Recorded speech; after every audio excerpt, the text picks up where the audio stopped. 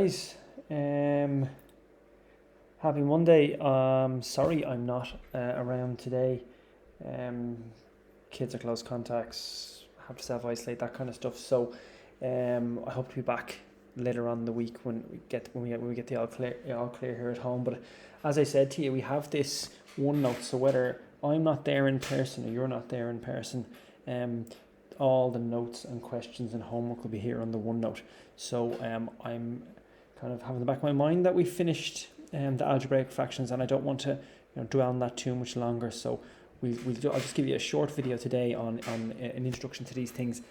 Indices, which is in Active Maths 1, and we'll go through a couple of bits, give you a couple of questions to keep you going for the first class, and hopefully I'll be back then for the second one, and I can deal with any issues that anyone's having. Okay, indices, kind of a fancy name for powers. You know where you have like you have something like 2 to the power of 4. So 2 to the power of 4, and you probably know that 2 to the power of 4 is 2 by 2 by 2 by 2. So 2 to the power of 4 is basically 2 4 times. So if I do 2 by 2, that's going to be 4. By 2 again is going to be 8, and by 2 again, that's going to be 16. So 2 to the power of 4 is equal to 16. That's essentially what powers are. We have a couple of, so this bit here is your base number. So it could be 2 to the power of 4, it could be 10 to the power of 4, it could be 20 to the power of 4, it could be a million to the power of 4. And this up here then is why they call the chapter indices. That's your index, or your power. So so basically you have a base down the bottom and a power up on top. And you can raise any base to any power. So you can have 1 to the power of 20 or 20 to the power of 1 or anything like that. Okay, and here's just some examples of bacteria growth. So what they're saying in this table here is that after 10 minutes, you have 2 bacteria. After 20 minutes, you have 4 bacteria. After 30 minutes, you have 8 bacteria. 40 minutes, you have whatever 2 by 2 by 2 by 2 is. 16 bacteria. So what's happening there is it's doubling every time. So every time you jump from one to the next, it's doubling as you go along, like COVID that you might have heard in the news, the exponential growth. So it's doubling all the time. Okay, down here it just tells you about the lingo. The number is, so if you have something like b to the power of n, b is your base. So b is your base, as we said, and then the n part, the little n above the b, can either be called an index or a power, sometimes an exponent, but usually an index or power. So we say if our base is going to be 3, so say our b was equal to 3, and our n was equal to 4, what we would have there is 3 to the power of 4. Base is 3, index or power is going to be 4. So your base is going to be equal to 4. Okay, kind of slightly more complicated ones. Over here you have, if you have 2 to the power of 4, so there's over here we have 2 to the power of 4. What that means is 2 by 2 by 2 by 2, which again, as we said, gives us 16. If you want to get on the calculator, so say it's not 2 to the power of 4 equals 16. Say if it's 2 to the power of 50. And you're not going to write out 2 by 2 by 2 by 2 by 2 by 2 by 2 up as far as 50 times. That's where the calculator comes in handy. If you look at your calculator, if you have it in front of you there, and I did not tell you because I was out Friday, so I didn't tell you to bring in a calculator, but you should always have it. But if you do have a calculator handy, have a look above the numbers. Look at those little those little buttons above where the numbers are. You have all sorts of tan, cos, and sine. You're looking for this button here, y to the power of x. And what that means is that your y, so say you have 3, say you have 4 to the power of 7. Basically what they're saying is there y is equal to 4 and x is equal to 7.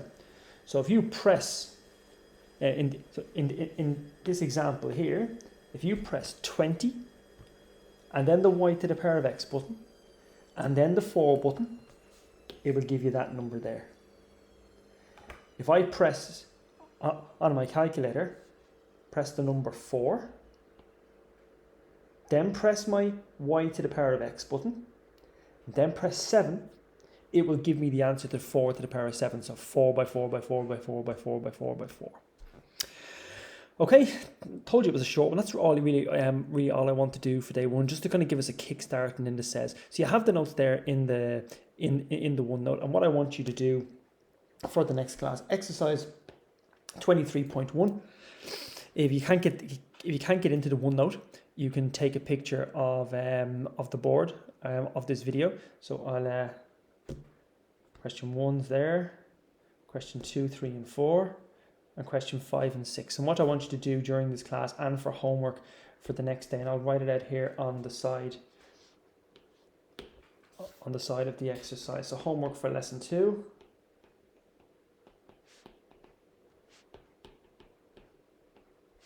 Lesson 2. So it's going to be chapter 20. It's going to be chapter 23, exercise 23.1. It's exercise 23.1. And I want you to try and get all of those done. You'll probably get the vast majority of them done in class today.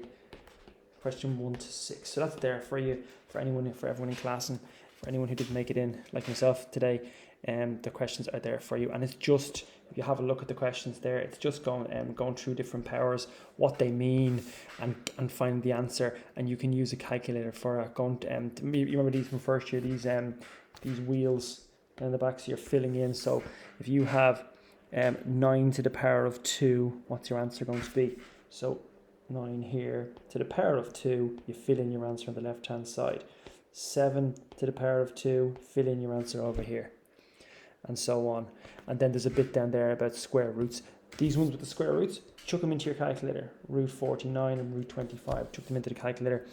And then there's just using your calculator. So there's all these ones here in question number 5 are all that. So if we just take number 20, part A there, it's just going to be 20.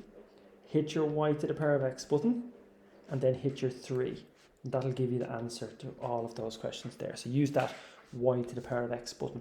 So you get a bit of practice working out powers, and a bit of practice using the calculator, the y to the x button, to figure out a few of those. And then the next day we go into the few laws around indices. So you have a couple of laws. Looks horrible, but it's actually, the laws are quite handy. This one here is just adding, for example. The second one's just taken away.